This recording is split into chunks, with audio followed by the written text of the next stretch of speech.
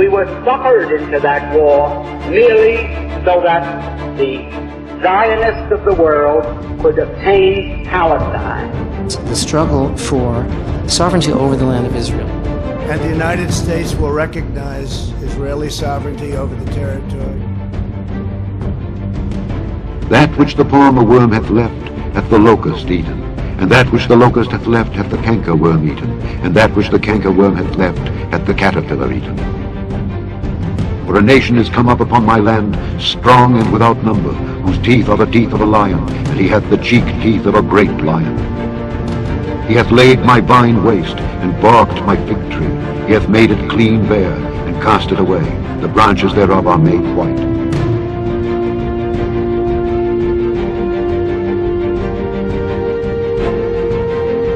Meaning, God hath numbered thy kingdom, and finished it. Tekel, thou art weighed in the balances, and art found wanting. Pire, thy kingdom is divided, and given to the Medes and Persians. Over the kings of the earth. Ask a word of wisdom from our Heavenly Father in Yeshua's name. Now, God gave us a very particular statue in Daniel chapter 2. And this statue in Daniel chapter 2 is the key to understanding Revelation 17. So we're going to go over that. There are 7 kings. Revelation 17:10 is referring to the 7 stages of the statue. So 1, we have the king of Babylon. 2 is the Medes and the Persians. 3 is Alexander the Great. 4 is Rome. 5 is the Mohammedan kingdom. And 6 is the current kingdom of Israel. 7 is the Antichrist. So these are the 7 kings. And this is why it does not say there are 8 kings, because the 8th is a beast. 5 are fallen. Now, in this statue that Daniel gave, 5 of these kingdoms have fallen since the king of Babylon, and they are historical. But there's going to be a little gentle twist here to the end. The one that is the kingdom of Israel. That's the 6th kingdom. I went over that in the last video of how 666, how the 6th kingdom ties this statue all together, as Nebuchadnezzar put it up. But that one that is the 6th kingdom. So 5 are fallen, 1 is, or exists right now. The other is not yet to come, because that's the kingdom of the Antichrist. That's number 7. The 7th kingdom.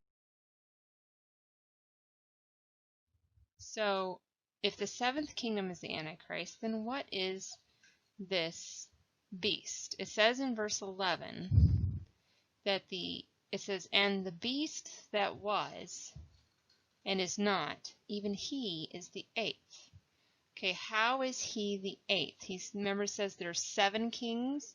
Then why do we have 8? Because the 8th one is not a king, it's the kingdom that the 7th king rules. It's basically the people. And this 8th king is of all the 7, and goeth into perdition, which means when the Lord returns, it goes into perdition. So we have the 8th beast. It basically is the one world system. It includes all the governments and all the people and all the nations. Notice, though, the timing of the beast, this last beast. It comes after the 7th arrives. So in Daniel 3, Nebuchadnezzar himself, who is a picture of Antichrist or Satan, he sets up the statue and makes it all of gold from head to toe. And that's how the 8th is of all 7, because the Antichrist is going to rule. He's going to come with a crown on his head. This is the first seal, conquering and to conquer. And he sets up the one world system. It's not set up by man. It's not set up by angels. It is set up by the Antichrist himself, which is Satan. Now, there are different characteristics to these kingdoms So how is that beast of the seven? Because Babylon is all powerful. And the Medes were brutal. When they took over. Alexander the Great, which is the Greek kingdom, his kingdom was divided into 4 kings. And so when Antichrist arrives, he will bring 3 generals with him. So it's basically just like that horn that's broken and 4 come up for it. These are the 4. They're the 4 that come out of the river Euphrates. One of them is Satan. The other 3 are his lead generals, just like Alexander's kingdom divided into 4. So it carries that same characteristic. That is how Satan's kingdom is like all the kingdoms of this statue put together. Rome despoiled the city and the holy place. So Antichrist will also do that, just like Rome did. Iron is extremely destructive, and Antichrist's kingdom is going to be destructive in a spiritual sense, but not in a physical sense. And of course, apostate, false Israel, it's going to that is the kingdom that still exists from this statue. The only kingdom that exists is the nation of Israel.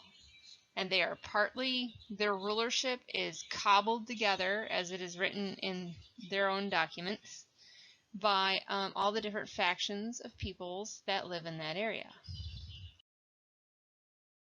These 7 kings that are written of here are both historical, but they're also going to picture the future Antichrist kingdom.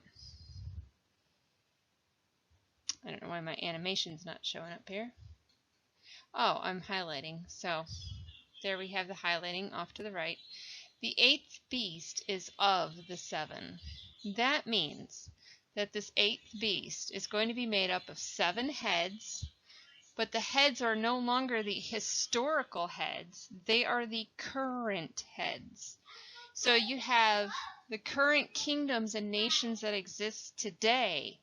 Those are going to make up 7 major divisions, and 10 horns are going to be 10 kings that are over those 7 major divisions. And so Daniel actually tells you who these current kingdoms are.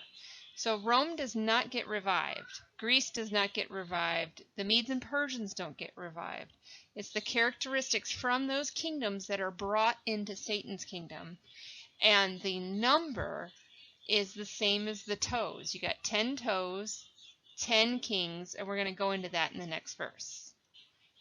So these 7 heads are the kingdoms of the world that exist right now. Look at the 7 heads. Daniel chapter 7 tells you who the 7 heads are. So this is perfect. Now, the lion is obviously the seed line of natural seed line of Jacob, which is Israel. So anybody who is of Israel is the lion. The man is the one that gets the heart. It gets feet to stand up like a man. Do you see the feet of this man? That is a specific nation.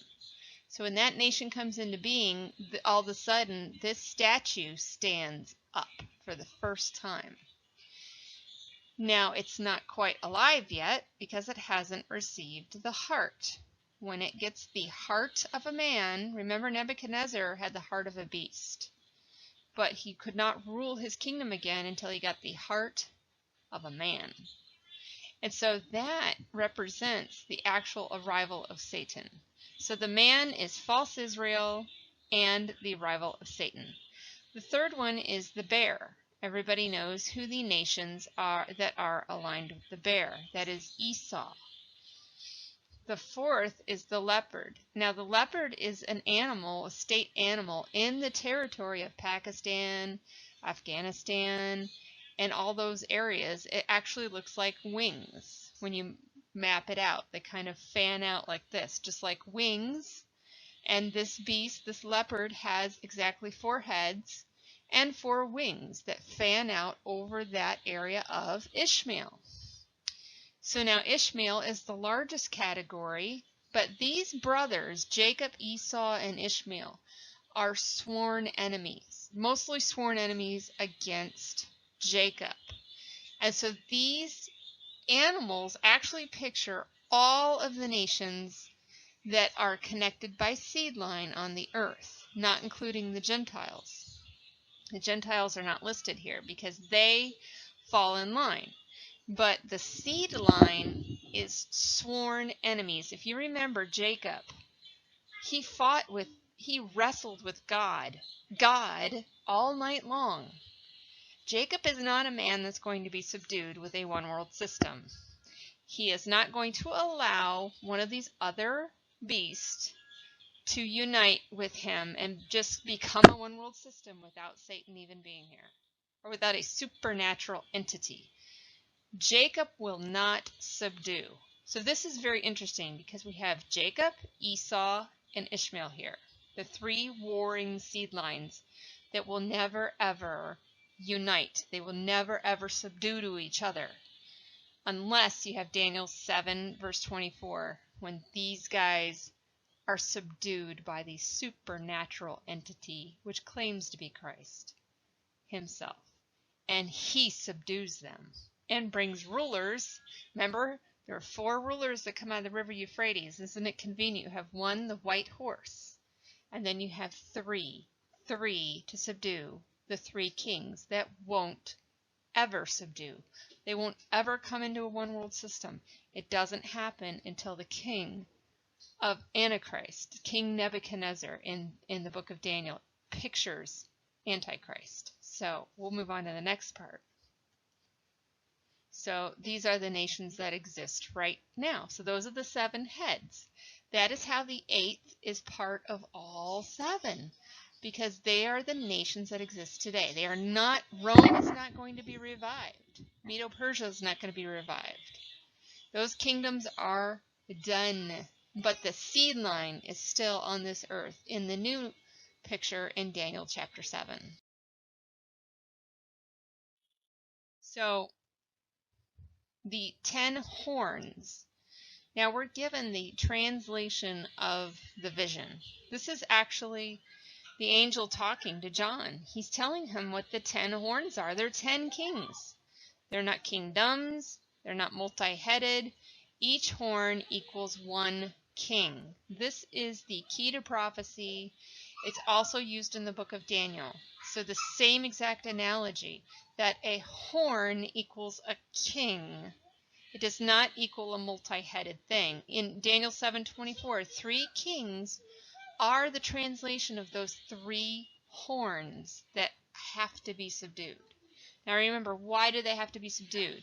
Angels can't subdue them. Humans can't subdue them. Remember, Jacob fought with God all night long. There isn't a man on earth that could subdue the nation of the seed line of Jacob, being America and Great Britain. And the Queen has been the longest living monarch ever of any nation of all time. She's at the top 5. And by the time we get to 2025, she will be number 1. She won't be subdued. She's still riding horses. So what we have here is a prophetic definition. And whenever we're given a prophetic definition, and this directly applies to the book of Daniel, these horns are also kings. We're told, Daniel 7:24, that a horn is a king. So we can carry this prophetic definition all the way into Daniel chapter 8. It's very useful. And these kings, these supernatural kings, when they come in, they're going to receive power as kings 1 hour with the beast. Now I'm going to tell you exactly what that 1 hour is. Power for 1 hour is the hour of temptation. It is not the hour in heaven. There are 2 hours that you need to be aware of. These have one mind. Now this is important. This 8th beast has one mind with Antichrist. What is Antichrist's goal? What is his aim? To be the King of Kings. He wants to be God. He does not want to be second. He wants to be God himself. The first seal says he comes with a crown on his head, conquering and to conquer. And this beast that has 7 heads and 10 horns will be set up by himself. They have the same mind. They have one mind. They're going to do exactly what Satan tells them to do. He is not going to let them steal any of his glory. They are not divided.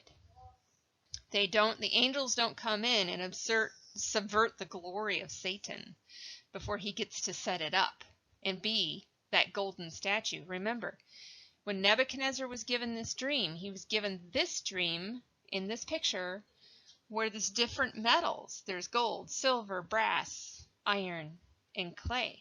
But what did Nebuchadnezzar do? He said, no, it has to be all of gold. I want it all. I don't want to ever die. I don't want to ever quit ruling. He's the type of Satan. And when Satan comes and sets this statue up, it will be 666, and he will be the single ruler over it all. So, sorry, I lost my train of thought. Okay, power, 1 hour, equals the hour of temptation. They have one mind, okay? So they're not divided. The angels are not going to come and set up a one-world system without Satan, because Nebuchadnezzar does it. It's a type of Satan. Satan does it. He comes with the crown. He does not come blindfolded with his hands tied behind his back, playing the puppet for 2.5 months. It is not written that he comes behind the scenes. So here we have the hour. There's a last hour in heaven written of in Revelation 8:1. Revelation 8:1 tells us that there is silence in heaven for half an hour. The first half is not silent. And the reason it is not silent is because they are at war. Well, how did the bad angels and all of hell and the demons get in heaven to start a war? I know. It says in Revelation 9:2 that God gave Satan the key. And he threw star, singular, one entity, he threw from heaven to earth, not the entire crew, because they are locked up. It says, I think in 2 Peter 2, that those angels are in hell, H-E-L-L, hell. They're locked up in chains. You can't get out when God locks you up, unless God gives Satan the key, and he's the king of those in the bottomless pit. He's their king. It says that in Revelation 9:1:1. Alert, warning. He's the king of a group of angels, and they have to get out of that pit somehow, so they can cross the river Euphrates. And when they cross it, they come here, but they don't cross it in the 5th trump. Where did they go in the 5th trump? Like smoke, angrily and fury rises up to heaven and covers up the sun. That's what that army does. They are like horses prepared for war. Okay, battle. And it says in Revelation 9:9, they are running to the battle. They are angry, full of fury. Remember, it says in Revelation 17 that they have one mind. They're not going to go to earth. Satan wants to be God. So he's taken his armies, literally going up to God and trying to defeat God himself. This is a real battle in the spiritual realm. You won't be able to see it in our realm unless God gives us a sign. And I think he will, that the 5th trump is occurring. But as far as earth is concerned, woe unto those in heaven. Woe. The 5th trump is an action war trump in heaven, in the spiritual realm, I should say, because those that are locked up in hell are not in heaven. They don't get to go to heaven until Satan lets them out. And the whole purpose is to close the end of this age. So this hour that these kings get to rule is the second part here, the hour of temptation. And the reason why this hour of temptation is the second part is because it is tempting. Because Satan is going to be here with a crown on his head, and he's going to be angelic from the get-go. That first seal is him with a crown on his head, tempting the world that he is God. And he is cast out of heaven in the midst of that hour. It's what it says in Revelation 8:1. When he'd opened the seventh seal, there was silence in heaven about the space of half an hour. So there's your half an hour, and that's when he comes down to the earth with his 10 kings and the 10 toes, and they rule the earth.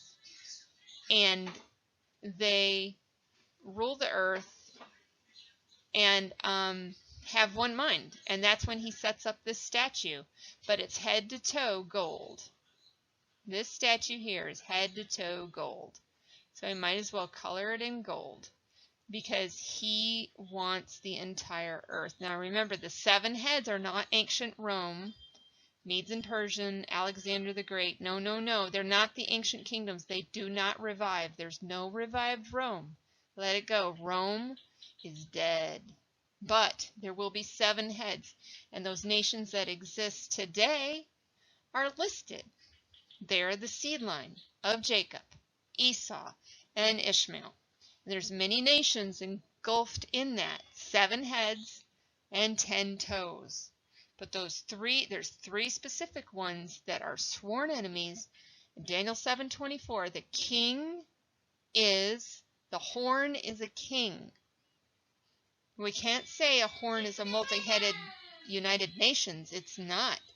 That's not what the angel said it was. The angel told us that the horn is a king. And so when you have those keys and those prophetic definitions, then you can define exactly what the prophecy is to say. So how is this hour of temptation to be played out?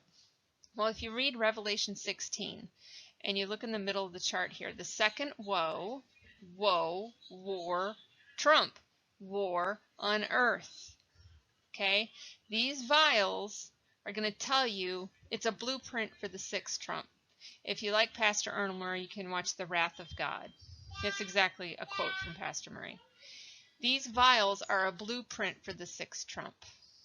And so they play out one after another until you get to the last one and the return of Christ, which is when he comes, he ends what we call the Great Tribulation. This hour of temptation is the Great Tribulation. And when Christ comes, he overcomes the kingdoms of this world, and they become the kingdoms of our Lord and of his Christ, as it is written in Revelation 11. It's like a 5-minute war. That is the 3rd war. Woe. The 3 woe trumps that are war trumps. The first 4 are not war trumps. They're trumps to gather the people, to gather them together. So those first 4 trumps are playing out. I would say probably the first trump is probably blown already. And the second trump is probably going to be closer to the deadly wound. And the reason I think that is because the second trump is when the nation, the mountain on fire, is thrown into the sea. It's on fire. So what nation is going to be on fire? That is Israel. So the deadly wound has to happen to Israel. One head. Revelation 13, it happens to one head. And a head is a nation. So let's look at that. All that off. We have Luke 21:20. Luke 21:20 says, and when you shall see Jerusalem compassed with armies, okay, that's the deadly wound. Why? Because the nation's on fire, so to speak. They tried to take the Temple Mount. They won't let them have it. When you see that happen, that's the deadly wound. Simple, simple. Watch Jerusalem. Don't just watch all the nations. Don't watch the UN for the deadly wound. You got to watch Jerusalem for the deadly wound. And when you see the abomination of desolation stand in the holy place where he ought not, then you know that the 6th trump is blown, because that is the final event in Jerusalem that starts the Great Tribulation. So that's what we are to watch. And if you watch that statue, you watched all the rulerships as they came down through time that ruled Jerusalem. And the final one brings in all the kingdoms there. The 8th is of the 7. The 8th can't come before 7. 8 doesn't come before 7. The one world system is not going to set up without Antichrist. You have to have his Antichrist himself. And then you have the 8th, which is the one world system. So that is your key to Revelation 17. I hope you enjoyed that. Just try to ignore all the distractions around me. It is what it is. Hope you enjoyed that. Bye-bye. After the number of the days in which ye search the land, even 40 days, each day for a year shall ye bear your iniquities, even 40 years, and ye shall know my breach of promise.